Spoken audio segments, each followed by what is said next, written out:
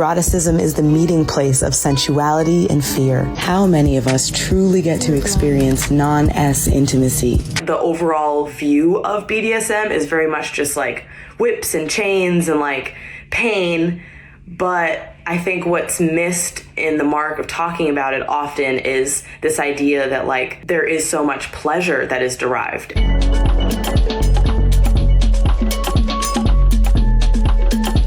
The actual definition of shibari literally just means tying or to tie, right? It is the practice of rope bondage for the purpose of restricting movement in order to derive pain and or pleasure.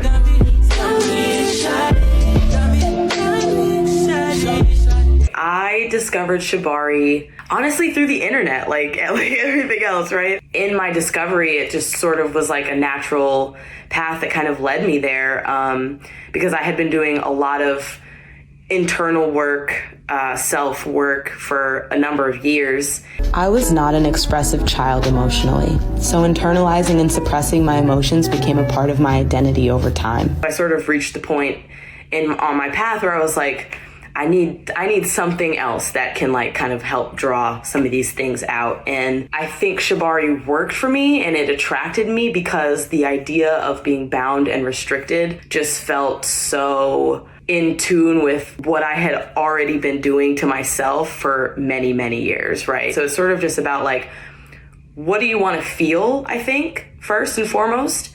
And then also, what do you want to get out of it? What are you producing by doing this scene?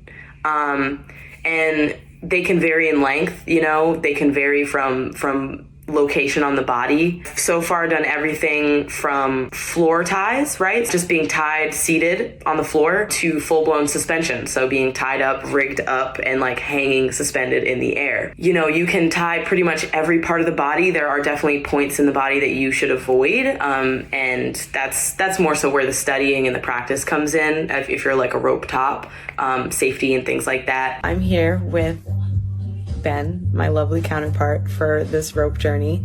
Trust is paramount in this practice. I think without trust, there is no practice. It is about the communication. It is about the pain. It is about the like emotional aspects of it, and about like the overall kind of meta relationship. The rope top is essentially the rigger, and so they are the person ideally in the scenario who is trained, practiced, studied.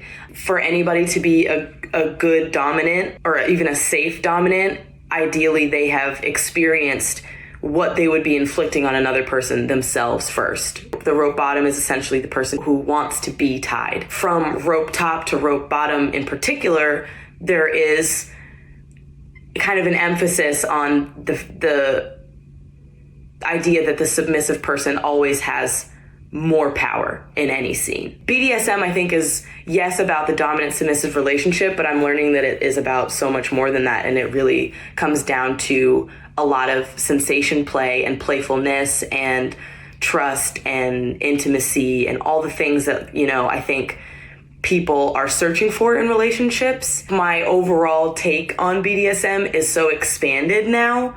It can actually be an art form. What has practicing shibari taught me about myself? There are so many things. The first thing is that I like pain far more than I think.